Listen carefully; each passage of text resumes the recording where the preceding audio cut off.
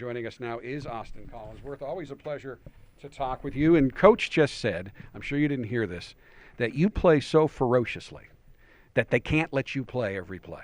They have got to get you off the field a little bit. And that's one of the most unusual, but I think, deep compliments I've ever heard. What is your reaction to that, that they're basically afraid you're going to break yourself because you play so hard? Well, I want to be on the field as much as I can possibly be on the field, but if I get too tired, because I leave it all on the field. That's the only way I know how to play. And if I get too tired, someone has to come in. It's fun. It's the way it is. And also, you are the quarterback of this defense, and Coach has made that very, very clear. Talk to folks who may not understand. What does that entail when you're the guy who's calling the sets and everything? I have to be laser focused at all time. I got to get the defense set up. I have to make the checks, make sure we're in the right play for the formation that they're in. So I can't ever slip up. I can't ever have a lapse in focus. So I always have to be on point.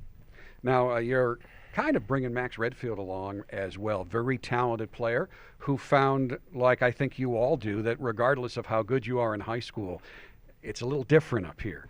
He earned a starting role and played very well in the Pinstripe Bowl. But right now, they at least the coaching staff thinks he's deferring to you. He told the media he thinks you and I are equally sharing, getting everybody in the right space. So how is he doing right now? He's doing well. He needs to spend more time in the film room. Obviously, he's a young guy, but an unbelievably talented guy.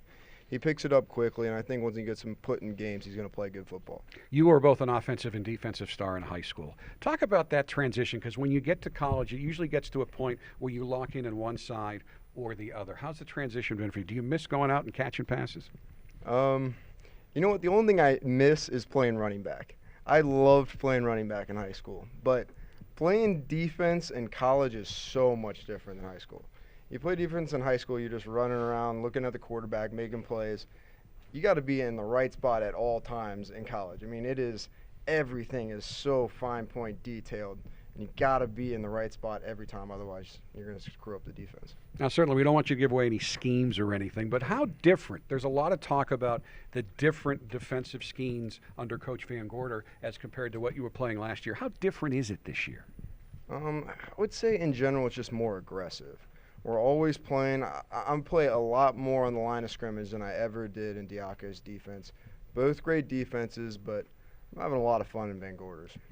Now, the cornerbacks have to be right up there and bumping. You guys are kind of the last line of defense. It's your responsibility not to give up big plays. How does that change your responsibilities during a game, if at all?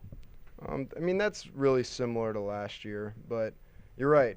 We can never be wrong. We play that kind of a position where we have to be right at all times, and it's definitely a big responsibility and big weight on our shoulders. Now, I got on the field, certainly not with your teammates, but everybody knows who your dad is. You sound a little like your dad. Do they trash talk you on the field? Because, your dad is one of the most famous people in football because of his role with NBC. I've never heard it, but I wouldn't be surprised.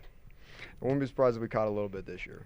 Does it put any pressure on you at all, or what has he done to make sure that no one tries to pressure you to live up to his outstanding career both at Florida and with the Bengals?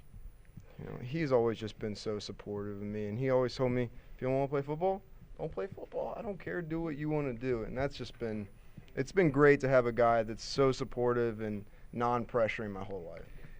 In his humbleness to this point, he's come up and said, I watch all your stuff. I learn a lot. I'm thinking, what, you're learning stuff from me, Chris, really? Is he as nice a guy as he appears to be? Or is that just a facade?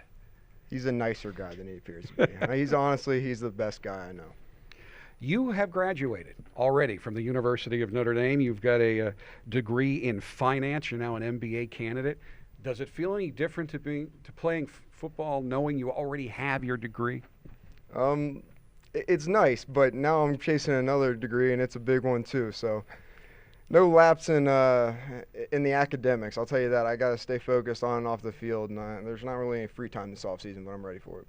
All right, Austin, thank you so much for the time. Outstanding, and I'm sure we'll see you a lot because your brother does a little stuff on the web with the Jack Nolan show. Is it your brother, Jack? Good name. Not playing football, but what's that like when he tries to grill you about football? He knows more about football. He probably knows more about football than me and my dad. This guy is studying the game at all times, and it's fun. He does. He gets on me a little bit, but we have a good time with it. All right, I'll let you go now. Jack, I appreciate it. Always a pleasure. Austin Collinsworth, Notre Dame starting safety here.